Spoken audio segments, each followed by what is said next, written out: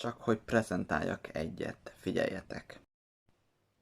Amikor Mirci és Tappancs úgy el vannak terülve, mint a húzat, én úgy gondolom, hogy azt a fajta bizalmat megadták nekem, hogy tudják jó, hogy jó helyük van, mint a többi macskának is. El nem tudjátok képzelni, hogy mennyi ideig tudnám ezeket a macskákat úgy nézni. És komolyan mondom, ezek a pózok, hát mintha napoznának, komolyan mondom.